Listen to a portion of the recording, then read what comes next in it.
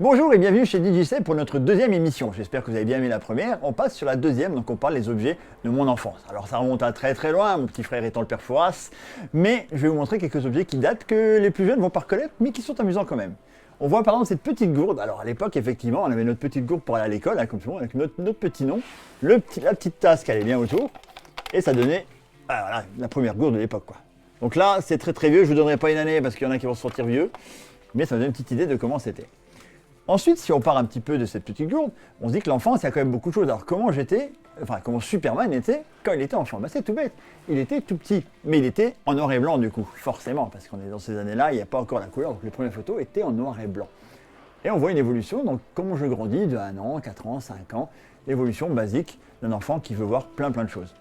Et qui redécouvre dans sa vie et qui garde effectivement tous les objets qu'il a eu. C'est pour ça, c'est ce que je disais effectivement à un ami l'autre jour, je ne jette jamais rien, donc forcément, on retrouve beaucoup de choses. Un exemple tout bête, on a ici une petite cloche, comme je l'appelle, qui était chez mes grands-parents.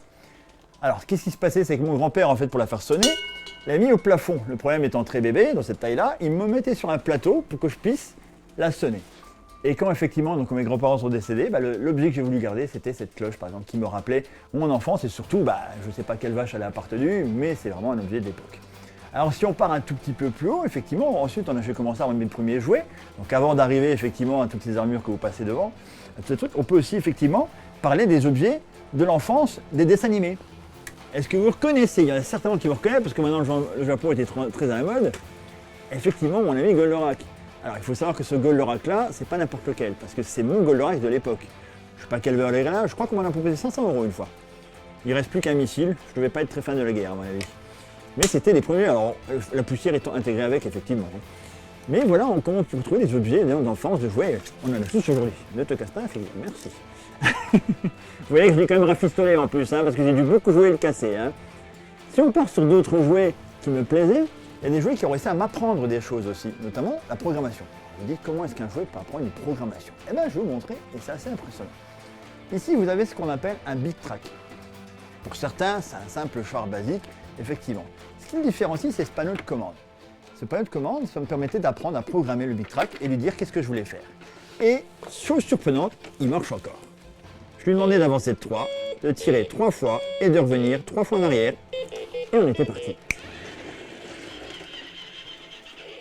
Reviens! Et le programme se termine. Voilà ce qui m'a donné envie d'apprendre et d'évoluer vers d'autres choses avant d'arriver notamment à l'intelligence artificielle, on en était encore très très loin. Et donc effectivement, de la même année que ce char-là, on est en 82 et sortent les premières consoles faites par MB, à l'époque était aussi fabricant de jeux de société par exemple, avec des cartouches basiques de ce qu'on pouvait connaître, qui sont arrivés par la suite, et un écran vraiment très technique. Il suffisait simplement d'avancer, de tirer, d'avoir des petits vaisseaux, etc. Alors effectivement, on se demande encore comment ce jeu peut encore marcher, mais tout était intégré. C'est-à-dire qu'on le branchait et ça partait directement. On est aux toutes premières cartouches, il y a même des écrans pour faire le côté coloré de la chose. Mais on est vraiment sur du noir et blanc pur. Et des polygones très basiques. Avant d'arriver à ce que vous connaissez bien plus tard. Ce sera l'objet d'une nouvelle émission, donc la prochaine fois, sur les jeux vidéo cette fois-ci. Donc je vous dis à bientôt et n'oubliez pas d'être super.